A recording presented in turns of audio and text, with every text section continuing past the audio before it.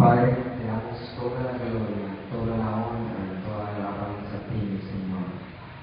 Bendecimos este día, mi Dios, y te pido que sea yo un instrumento tuyo, instrumento de honra, instrumento utilizado por ti para enseñar tu palabra, para enseñar, mi Dios, cosas escondidas o cosas que me has permitido por medio de la experiencia aprender, Señor.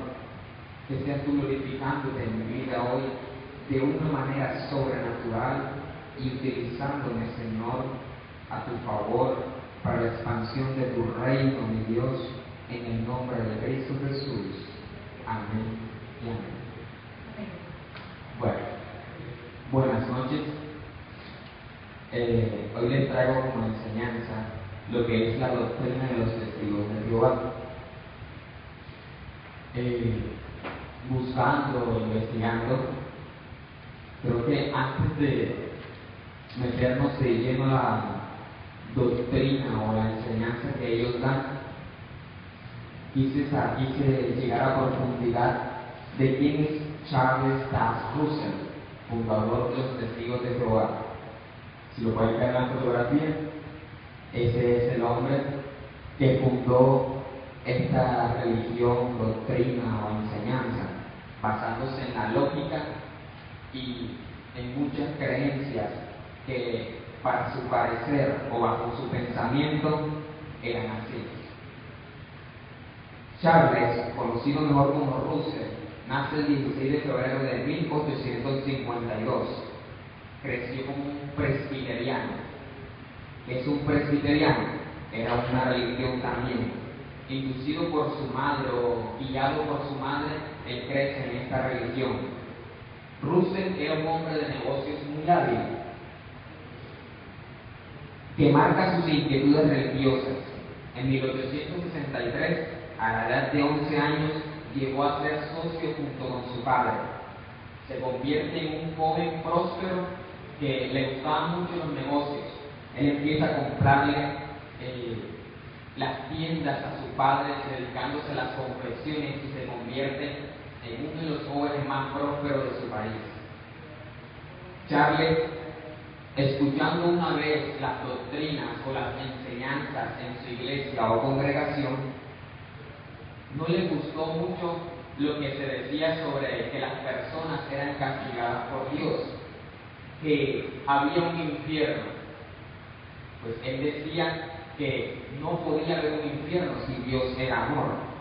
Empezó a abandonar todos sus estudios y entonces él dice esto: un Dios que usara su poder para crear a seres humanos que los tuviera preconocidos y predestinados, que habrían de ser atormentados eternamente, no podría ser sabio, ni justo, ni amoroso. Se guiaría por una norma inferior basada en enseñanzas de hombres.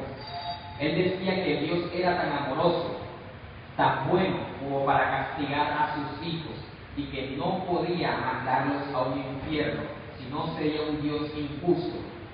Es ahí cuando él abandona estas enseñanzas y empieza a dedicarse a sus negocios. Entonces, él empieza a comprar, a dedicarse a sus negocios y abandonar la Biblia.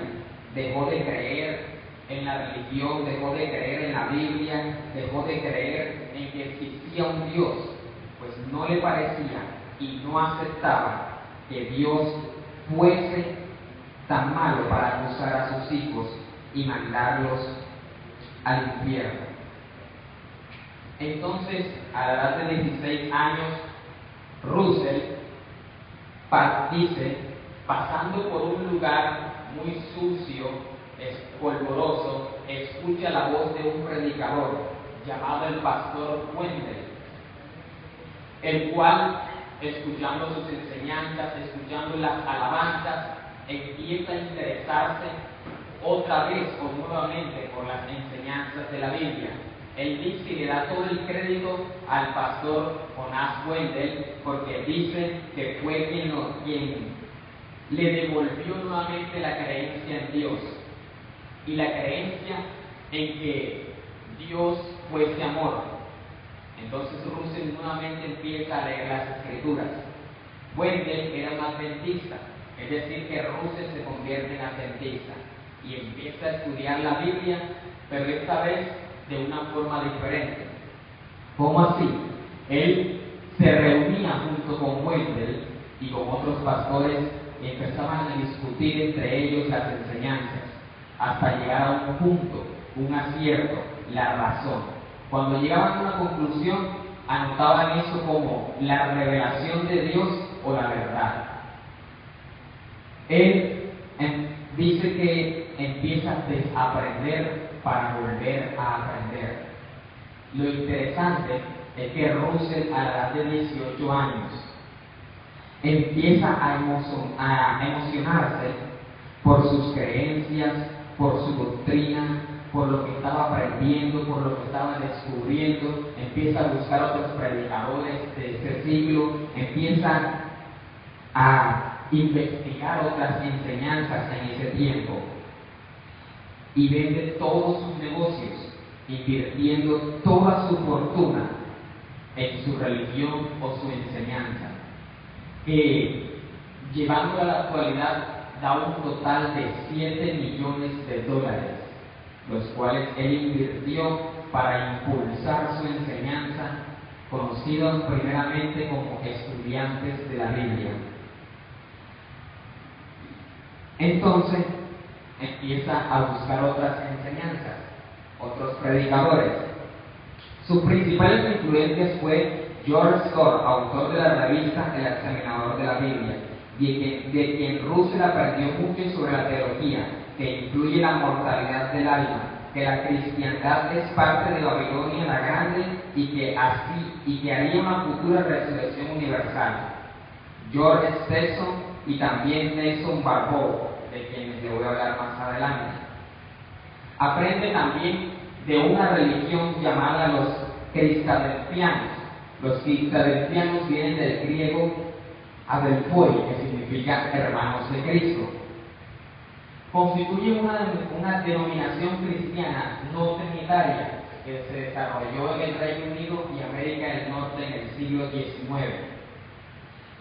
Él, aprendiendo con los cristadelfianos, empieza a adoptar muchas creencias de ellos, muchas enseñanzas y muchas doctrinas que ellos tenían, pues Russell se basaba más que todo en la lógica.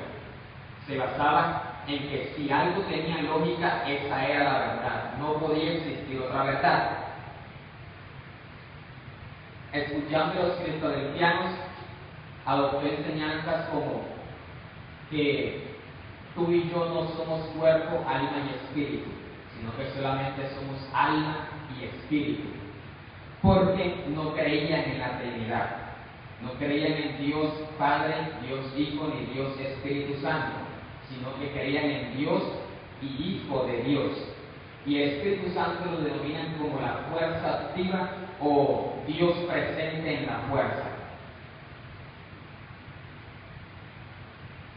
A través de ellos adoptan la inmortalidad del alma, pues su Biblia, llamada la traducción del Nuevo Mundo, dice en el capítulo de Génesis, cuando Dios crea al hombre, no dice y Dios sopló aliento de vida y fue el hombre un ser viviente. La traducción de ellos dice y Dios sopló aliento de vida y fue el hombre un alma viviente.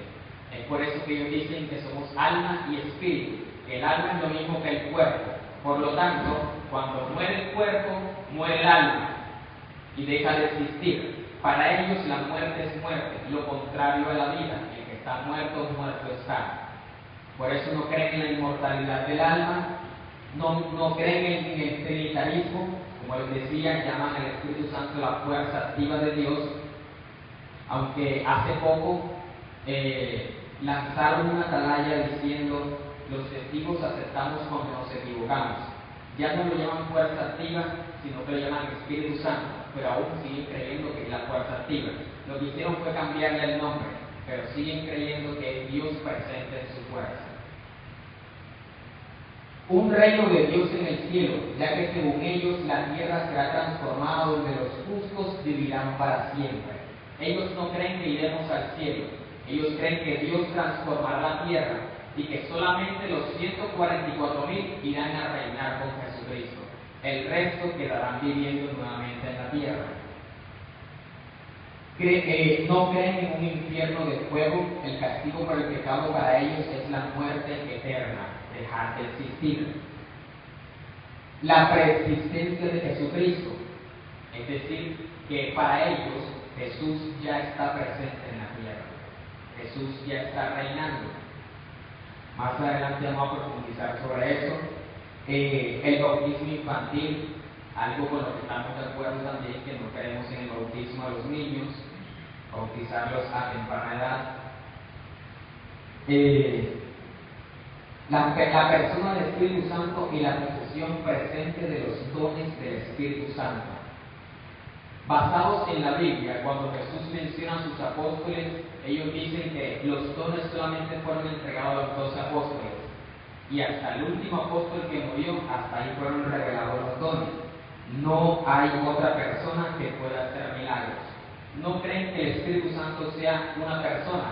¿Por qué? Porque como él decía que Russell se basaba en la lógica, él cree imposible que siendo el Espíritu Santo una persona se pueda meter en varios al mismo tiempo, que pueda visitar varias personas, que pueda tocar varias personas, porque si es uno, ¿cómo se puede convertir en muchos?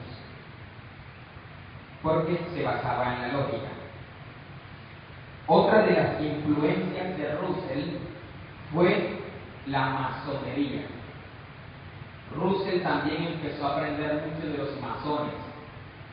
La francmasonería o masonería se define a sí misma como una institución discreta de carácter iniciativo, no religiosa, filantrópica, es decir, amor a la humanidad. De hecho también adoptan de que Dios es amor y no puede castigar a los hombres. Simbólica y filosófica, fundada en un sentimiento de fraternidad.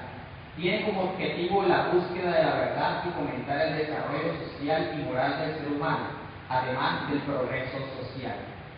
Es de aquí de donde Russell saca que todo tiene que ser lógico, que todas las enseñanzas de Dios deben tener una lógica, de lo contrario no podrán ser verdad. Russell le interesaban mucho los símbolos, le interesaban mucho las pirámides. Empezó a interesarse mucho sobre las pirámides, los símbolos, la arqueología, y empezó a escuchar mucho a los masones, a tal punto que Russell, una de las pirámides que a él más le interesó fue la pirámide de Giza. La pirámide de Giza fue construida por un faraón, construida a favor de Chasi. ¿Quién es Chasi? Significa en el hebreo o al español los ojos del Dios supremo o los oídos de Dios. Russell, mirando que esta es la pirámide, una de las 7 maravillas del mundo y considerada la pirámide más grande del mundo, que después fue superada por otras torres en Inglaterra, pero en este tiempo era la más alta, decía que tenía que tener un símbolo esta pirámide.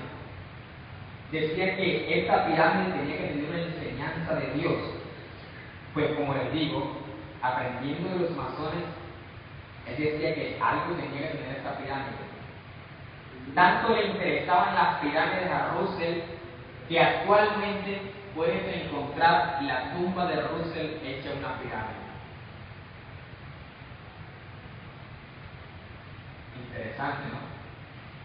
Porque Russell construiría su tumba como una pirámide. Lo mejor es que Russell, o lo que se puede decir que esta pirámide significa masón por excelencia, es decir, que Russell alcanzó la excelencia en la masonería y que alcanzó los estudios más grandes que se pueden alcanzar siendo un masón. Sí.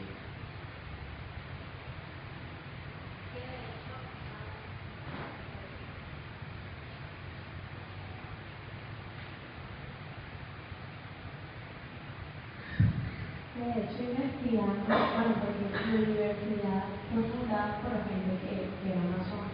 Entonces, investigando sobre eso y pues más o menos con lo que nos han dicho, hablan de que las personas que son inferiores en la masonería, muchos no tienen conocimiento de cuál es la realidad o la verdad de que ellos manejan los otros grupos. O sea, los secretos más grandes y las cosas como que más importantes solo lo maneja la élite.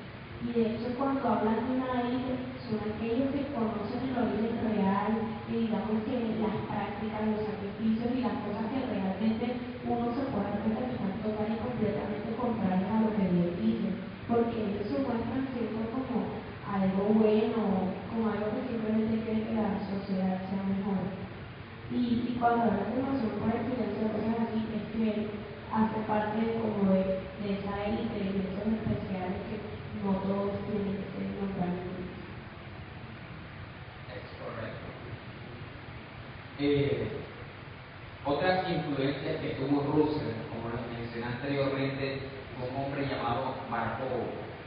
Barbauld no se consigue mucho información sobre él en internet, pero la influencia que tuvo Russell con Barbauld, o más bien se diría la influencia que tuvo Barbauld sobre Russell, fue tan fuerte que dice que Barbauld convenció a Russell de que desde 1874 Jesús estaba en la tierra.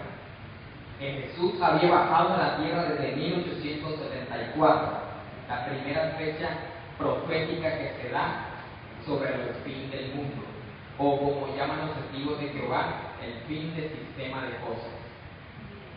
1874. Dice que fue tanta la influencia de Barbauld que muchos de los testigos de Jehová, o más bien conocidos en esa época como estudiantes de la Biblia, se vistieron de blanco y corrieron al puente de Pittsburgh esperando a Jesús el Mesías. Y Russell no se presentó porque dijo en una conferencia que él no podía irse todavía porque había mucho trabajo por hacer. Viendo que esta fecha fue falsa y que muchos se quedaron como siempre esperando a Jesús el Mesías, vestidos de blanco en un puente, Russell deja sus influencias con Barbauld, se aleja de él y empieza a investigar nuevamente él solo. Después, como sabíamos que Russell era un comerciante, un negociante, un joven hábil para los negocios, para las matemáticas, Russell se da cuenta de que el hombre le interesa mucho lo que ve y lo que escucha. Y cuando sale del cine, Russell inventa algo que es llamado el fotodrama de la creación, haciendo una especie de obra de teatro, donde explica la creación, donde explica que no hay infierno, donde explica que no hay inmortalidad del alma, donde explica que volveremos a vivir en la tierra, y así convence a muchos utilizando el cine, porque descubrió que el hombre aprendía por lo que veía y por lo que escuchaba, y que el teatro influenciaba mucho en las personas. Investigando también, cuando estando en la universidad, me doy cuenta de que el teatro tiene mucha influencia en la mente del hombre, pues el teatro te hace aprender, te hace captar o te hace, digamos que, descubrir más las cosas o aprender con H intermedia, como dicen los teólogos o estudiosos, que es no solamente recibir conocimiento, sino tomar el conocimiento. Entonces, Russell descubre que el teatro, utilizado también por ocultismo, también lo utilizan para sacar el espíritu de los cuerpos, descubre que con el teatro puedes enseñar y puedes convencer a una persona de una verdad o de una mentira disfrazada de verdad. Entonces, por eso él utiliza el cine o el fotograma. En 1906, Russell, o la creencia de Russell, sufre una decaída, porque Russell se ve involucrado en dos demandas. Primero, la separación de su esposa Marian Frances Clay y el trigo milagroso. Dice que esta mujer demanda a su esposo por adulterio y fornicación. Lo expone públicamente, sacando en los periódicos, en las revistas, que Russell la engañó con una de las mujeres más influyentes de su religión o su doctrina. Esta mujer es quien ayuda a Russell a traducir la Biblia, traducción del Nuevo Mundo de las Santas Escrituras, como se llama su versión. Y cuando se dice por eso también que cuando esta mujer se separa de este hombre, es por esto que muchos textos bíblicos no aparecen en la Biblia de los Testigos de Jehová, porque Russell no sabía de hebreo ni sabía mucho de teología, y era su mujer quien nos va ayudando a traducir la Biblia. Russell, llamado a un tribunal para publicar acusaciones que lo pintan como un hombre inmoral y por ende indigno de ser ministro de Dios. El historiador e investigador César Vidal afirma que el profeta, como llamaban a Russell, no podía estar cerca de una mujer sin pellizcarla, y en más de una ocasión había sido descubierto por su cónyuge en situación embarazosa. Es acusado también por un sacerdote o un presbiteriano, mejor, que dice que Russell no puede enseñar la Biblia. Russell no podía dar una doctrina, incluso hasta lo meten en la cárcel, porque Russell era considerado inmoral, era considerado un hombre impuro, era considerado un hombre que había cometido adulterio y que no podía enseñar esta escritura. Las enseñanzas de Russell trajeron como resultado que pastores cristianos de varias denominaciones empezaran a examinar sus estudios, sus enseñanzas y doctrinas. Uno de ellos fue el reverendo Ross, el cual publicó un folleto que analizó las doctrinas de Russell, revelando que nunca asistió a las escuelas de educación avanzada, no sabe casi nada de filosofía, teología sistemática o histórica, y es completamente ignorante de los idiomas bíblicos como el hebreo y el griego. Ross llegó a la conclusión de que la enseñanza de Russell era antitradicional, anticientífica, antibíblica y anticristiana. Algo que se me pasó fue que Russell también abandonó sus estudios. Él no terminó sus estudios, no terminó la escuela.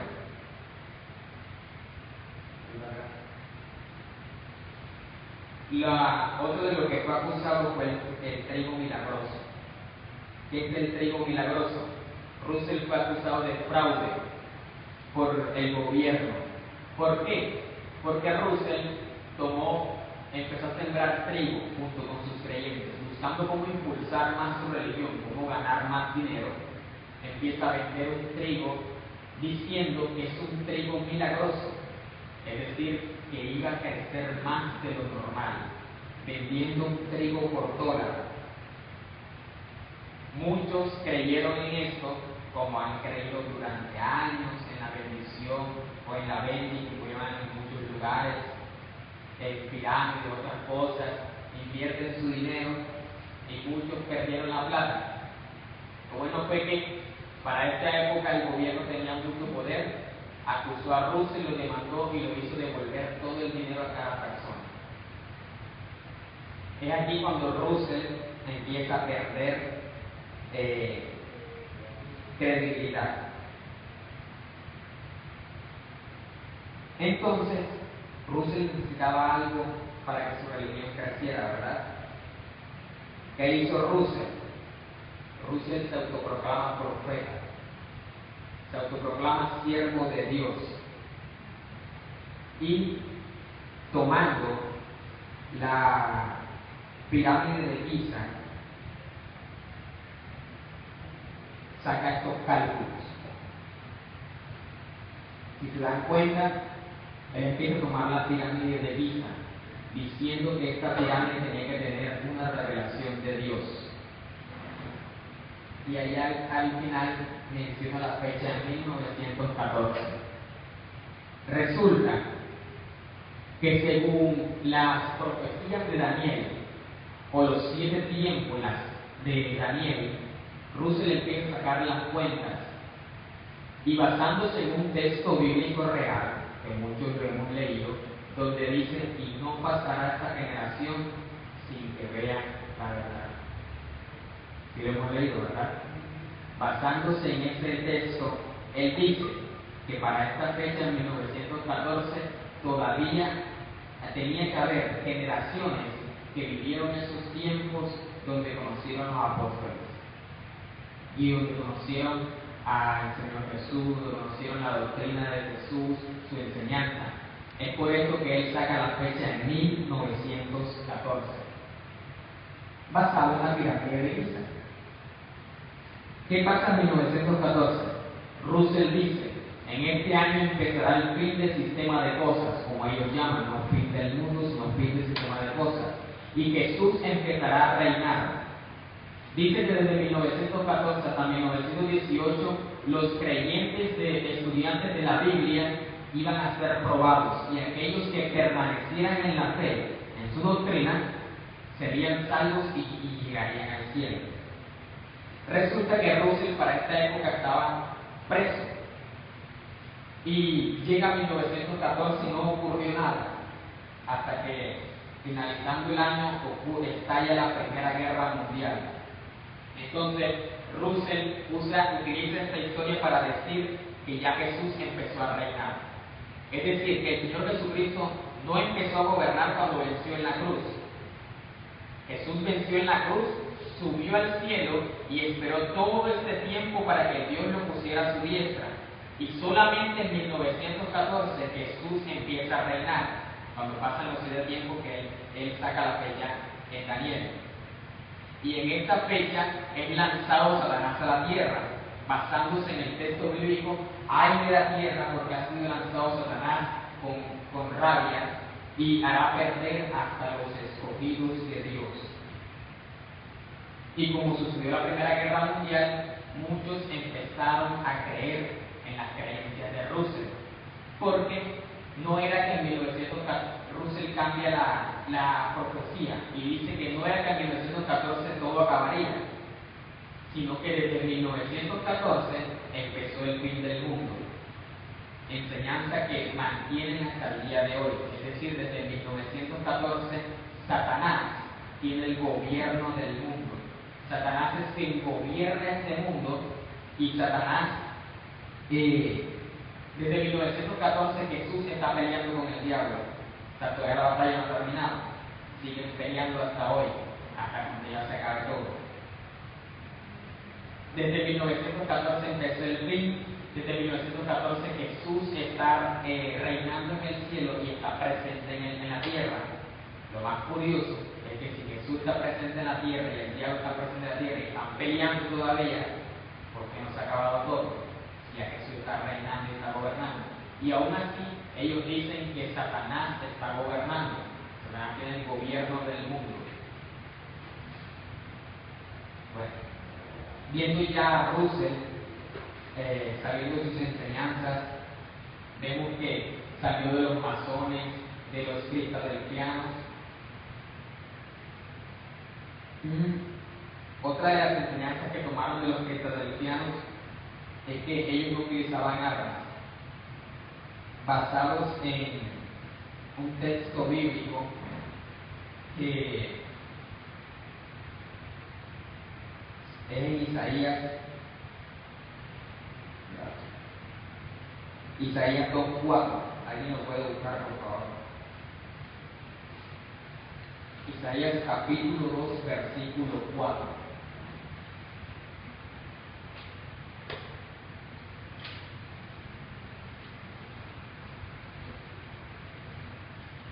Y juzgará entre las naciones, y reprenderá a muchos pueblos, y volverán sus espadas en rejas de arado, y sus lanzas en hoces.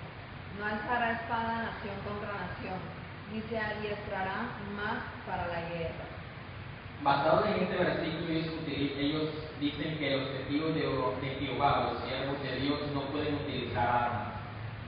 Es por esto que la única religión que no presta el servicio son los testigos de Jehová. El anciano de esta religión pasa una carta al ejército diciendo que el señor fulano de tal es siervo de Dios congregado en el reino de Dios de los testigos de Jehová, por lo tanto no puede portar armas y no puede prestar el servicio. No es que sea una ley, sino que durante años ellos han peleado esto y han salido en televisión, han peleado, han publicado que ya el gobierno sabe que los testigos de Jehová no prestan el servicio y no se ponen a pelear con ellos. Vamos a ver las creencias y los libros de los testigos de Jehová. Resulta que los testigos de Jehová se basan en una doctrina. ¿Cuál es su doctrina? Preguntas y respuestas. Yo te hago una pregunta, tú me respondes, tú me respondes, te responde y así es la enseñanza de ellos. Muchos de sus libros son Daniel y las profecías y Apocalipsis. Estos dos libros explican a profundidad lo que son las profecías de Daniel, las profecías de Apocalipsis, enseñan sobre el fin de los tiempos, enseñan que el último gobierno es el presente, Estados Unidos, basados en la estatua de oro, plata, bronce, barro y arcilla. Sacan los gobiernos y dicen que el último gobierno de Estados Unidos, que ya todo está por acabar. Otros libros son las atalayas, que las conocemos muchos, y este libro, muy utilizado, que enseña realmente la Biblia. ¿Qué enseña realmente la Biblia? ¿Qué habla este libro? Este libro habla sobre Jesús, Hijo de Dios. Dice que Jesús fue creado por Dios. Dice que Jesús no es Dios, es un Dios con D pequeña. Que habla también sobre Satanás, lo llaman diablo o difamador y opositor. Dice que Satanás, por envidia a Dios, fue que se levantó y empezó a tomar el control del mundo y que tiene el control de Dios. También dicen que Miguel es el mismo Jesús, porque significa Jesús resucitado, y que es el único arcángel, no hay más arcángel, porque arcángel es jefe de los ángeles, y si Jesús es el jefe, el Hijo de Dios, no puede haber otro arcángel. El único arcángel es Miguel, no hay otro. Como vemos, se basa mucho en la lógica. Otra cosa que enseña este libro es sobre 1914, que Jesús vendrá en forma espiritual, que ya Jesús está aquí, habla sobre la muerte, el que está muerto es un sueño profundo, que somos alma y espíritu, no somos cuerpo, alma y espíritu, sino solamente alma y espíritu. Otro libro, uno de los más fuertes y los más utilizados, es Razonamiento a partir de las Escrituras. ¿Qué enseña este libro? Este libro dice que la misa es antibíblica, que el infierno es el Seol o el sepulcro, donde somos enterrados. No existe un lago de fuego, no existe un infierno. Acusa a los ídolos, acusa la hechicería, habla sobre los cumpleaños. ¿Por qué los testigos de Jehová no celebran cumpleaños? Porque en la Biblia solamente menciona 2 cumpleaños. El primero fue el cumpleaños del faraón, y en este cumpleaños matan al panadero. ¿Se acuerdan? Había 2 presos con José, un panadero y un copero, llaman a los 2 y matan al panadero. En el segundo cumpleaños es el cumpleaños de Herodes, cuando matan a Juan el Bautista. Por eso es que ellos no celebran cumpleaños, porque los únicos cumpleaños que menciona la Biblia hubo muerte. Sin embargo, ellos se reúnen, sí pueden tomar y sí pueden beber. Lo demuestran bíblicamente. Más adelante les voy a mostrar eso.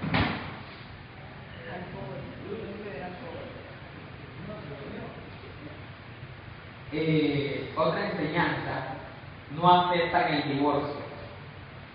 Dicen que el que se divorcia no se puede casar de nuevo. Hablan sobre el Armagedón o fin del sistema de cosas, que la tierra será limpiada, no será destruida. Hablan sobre la transfusión de sangre, porque Pablo dice, absténganse de la sangre. Entonces, como los testigos de Jehová enseñan mucho sobre lo que es ejemplos y cosas así, ellos dicen que si a ti te prohíben tomar alcohol, es lo mismo si tú te inyectaras el alcohol. Entonces, si tú tomas sangre, es lo mismo si tú te inyectas la sangre. Por eso, muchos testigos de Jehová mueren por no recibir una transfusión de sangre. El alma y el cuerpo, el Espíritu Santo, la fuerza activa de Dios. Una respuesta. ¿Qué piensan eso del nacimiento de Dios? ¿Y qué piensan eso del nacer de nuevo? Creen como nosotros en que nacer de nuevo es volver a caer de una creencia. Ellos llaman sobre el conocimiento. Nacer de nuevo, volver a tener conocimiento, es aceptar a Dios, arrepentirse. Micrófono, por favor.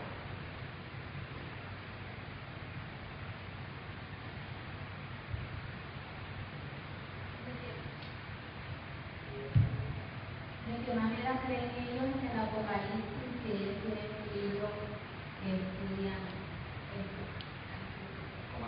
O sea, ¿en qué manera creen ellos en la revelación que fue dada en ese momento? En Apocalipsis. Ellos creen la profecía de Apocalipsis. Lo único que no creen de Apocalipsis es sobre la marca de la bestia. Y ellos dicen que no es una marca, sino que es el nombre de la bestia, que no es que tú serás marcado con el 666, sino que el 666 es el nombre de la bestia. Y dicen que eso no se puede saber, es un secreto que no se puede, que no está descubierto, que simplemente es el nombre de la bestia, sino que ellos tienen todos estos libros porque ellos, como les decía, se basan en preguntas y respuestas. Toman el libro de Pablo y lo sacan a profundidad. Por ejemplo, toman el libro de Romanos, lo sacan de la Biblia y empiezan a desglosarlo por partes, a estudiarlo, preguntando y respondiendo.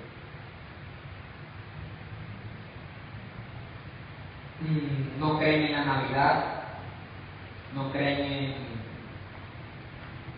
en el Día de las Madres, no festejan ningún día, solamente festejan un día que es el 14 de Nisan. Más adelante les voy a enseñar sobre eso. De Nisan. De Nisan.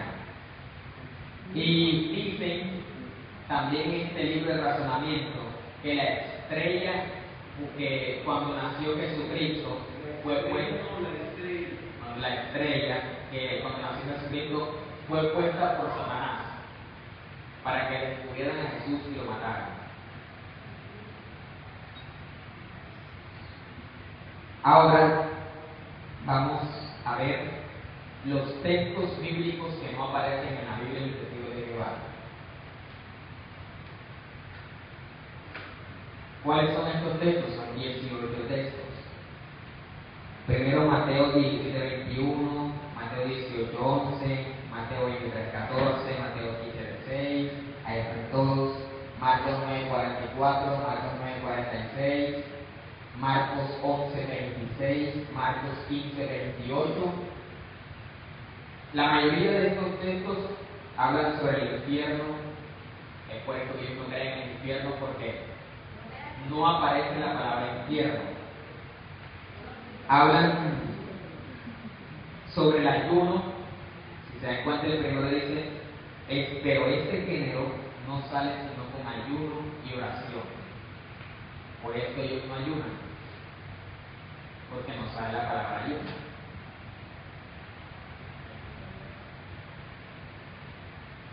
¿Ya? Otros textos hablan sobre el bautismo. El texto donde está el etíope que dice, aquí hay agua, que impide que yo me bautice. Ese texto no está. Por esto ellos no bautizan, sino hasta que cuando hacen una cantidad de cursos y tienes el suficiente conocimiento para aceptar a Jehová tu Dios.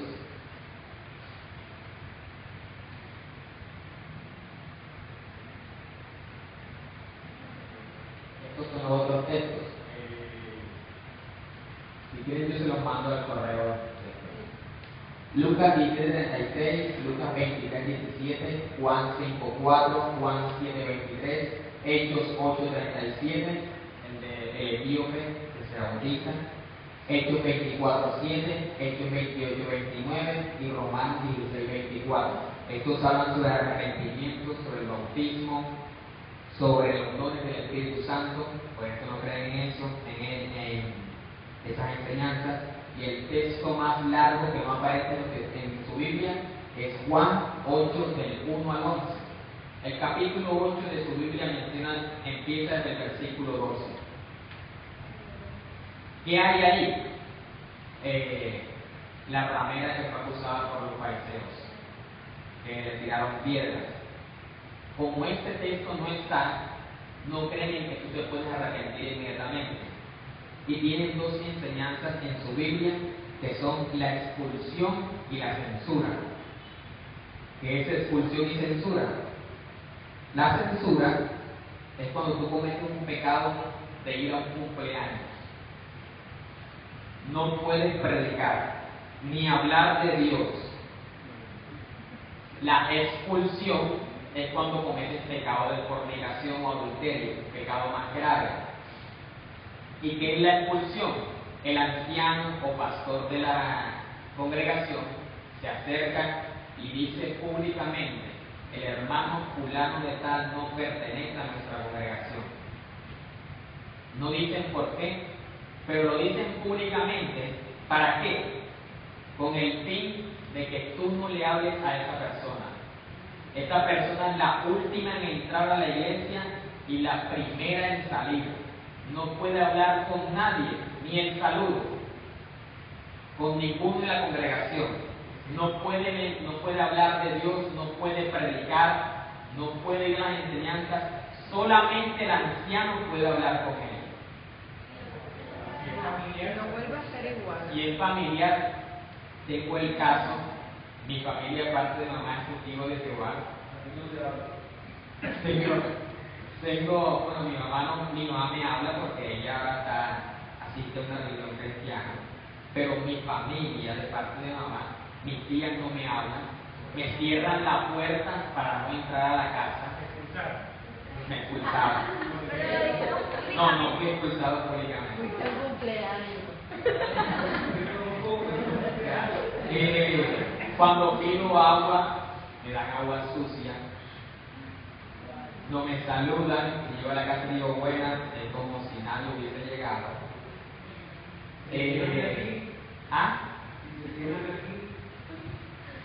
Dice, tengo una tía que cometió un pecado grave, no mencionar su pecado,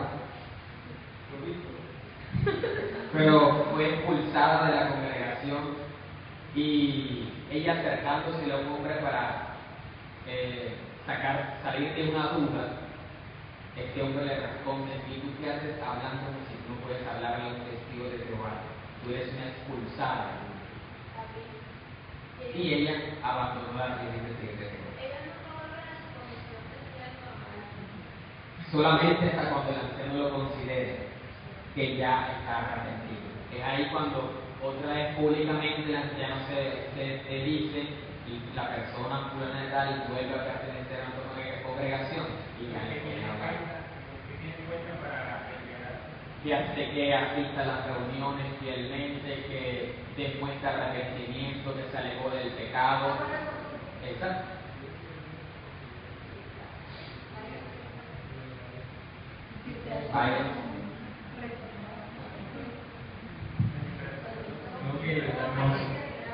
No solo eso, sino también estuve escuchando el caso de una mujer que simplemente que era testigo de Jehová y que fue a contar una experiencia que tuvo con Dios frente a toda la iglesia.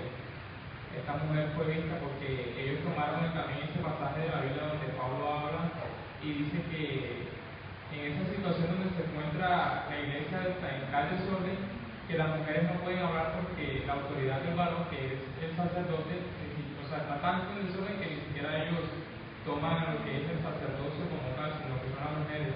Entonces ellos toman este versículo y como quien dice, lo acomodan a ellos, o así tal cual como lo ven, lo toman ellos como una doctrina y lo insertan en lo que es su religión. Y cualquier mujer que hable, para ellos enseguida eso es un delito, un pecado y es expulsado prácticamente. Correcto, tema de la cara. Y pasando este bíblico, la mujer no puede predicar, no puede enseñar. Si alguno de aquí recibió enseñanza de los testigos de Jehová, se da cuenta que quien da la enseñanza, no quien se acerca a predicar, sino cuando tú aceptas la enseñanza de los testigos de Jehová, la mujer no habla. Y si habla, tiene que ponerse un manto que tape su rostro. Solamente puede acercarse a tu casa a predicar cuando salen de casa en casa si va un hombre acompañado de ella. Acompañando. Pero a mí me pasó una vez que Ya no. Bueno, a mi casa llegaron, me cogieron y yo como que, entonces, o sea, yo creo que eso ya no se cumple, porque en mi caso me pasó que un día llegaron a mi casa y pues bueno, me cogieron y luego y llegaron dos personas, dos mujeres, y me hablaron normal, o sea, no venían con ningún hombre. Esta es su enseñanza, que no lo practiquen otros, pero como se den cuenta de los que esta no practican, es censurado, es decir, no puede volver a predicar hasta cuando lo ordene la cristiana. Que la mujer no puede enseñar si no tiene un manto en la cabeza que tape su rostro. Dentro de la congregación de ellos nunca enseñan a las mujeres, solamente hacen como una especie de drama, cuestiones así como cosas lúdicas, es lo único que hacen en algunos de sus servicios. Señora Ivana. David, lo que yo he visto ahora últimamente con los testigos de Jehová, allá en Ciudad, que, por ejemplo, yo me sorprendí que había una muchacha que el tío es todo lo que y ella me dice, no, que se va a hacer algo así, y yo no, que no puede ahora porque él le tocó la autorización.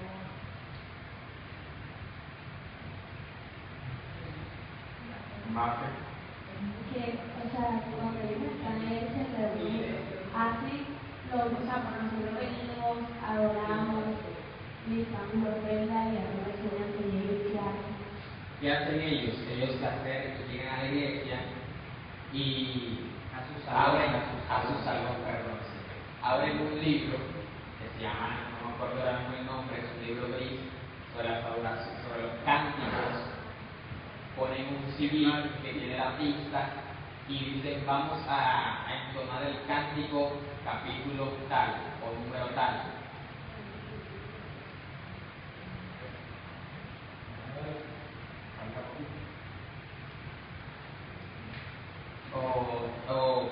Número tal y entonan ese cántico. Después viene quien dirige la ceremonia o el culto, dice quién va a dar la enseñanza y viene el predicador o el anciano, saca una atalaya, dice vamos a leer la atalaya tal, empiezan a leer el texto, la misma atalaya tiene las preguntas, todos tienen la misma atalaya y empiezan a sacar las preguntas sobre el texto que leyeron, que van a ser preguntas y respuestas. Sí usan la Biblia, pero usan más que todo la atalaya basada en la Biblia. Y ellos, o sea, es como por ejemplo, tú nos preguntas y enseguida, o sea, las personas responden, pueden participar. Yo doy el texto y digo la pregunta. Quien levante la mano responde y le pasan el micrófono. Pero ellos están en clase, pero no tienen. Exacto. Ellos no asisten a un culto, sino Una escuela. a una escuela, a un estudio. La persona solamente predica cuando dio la clase teocrática, asistió a los programas, asistió a los teatros, asistió a los estudios de textos bíblicos, y el anciano empieza a hacerle preguntas. Y si las responde todas, es apto para predicar. Santo o Apto para predicar. Y le dan una tarjeta. En esa tarjeta él tiene que llevar el control de las horas que predica, las personas que visita y las revisitas. y no puede pasar 144 horas. Exacto, ese es el límite mayor. ¿Cuánto? 144. Ay, que yo 124 horas no predico más. En cuanto a lo de que no creen en la nación de Israel, la libertad, Ya se vamos a ver. entonces, Iban a tratar lo que sí. El siguiente de la enseñanza para la próxima semana. La enseñanza que hasta hoy. La otra semana continuamos. Vamos a orar. Padre, te damos gracias, Señor, por este día, mi Dios, porque tú has sido bueno, porque he sido instrumento tuyo para enseñar. Gracias, mi Dios, por tenernos aquí, por utilizarnos a cada uno de nosotros para explicarnos tu verdad, para explicarnos tu palabra, para dar revelaciones o cosas que han sido incluidas en tu palabra, Señor, que de pronto nos llevan, nos desvían de tu camino, mi Dios. Te damos toda la gloria, toda la honra y toda la alabanza a ti, Señor. Te pedimos que cada uno de nosotros, Señor, pueda ir con bien a su casa, sanos y salvos, Señor. Bendecimos a nuestros familiares, bendecimos a quienes se encuentran en nuestras casas esperándonos. Bendecimos, Señor, esta noche y declaramos que el día de mañana será un día de victoria, Señor. Te damos toda la gloria y la honra a ti, en el nombre poderoso de Jesús. Amén y amén. Pueden pasar al frente de cada una ofrenda, los que trajeron ofrenda.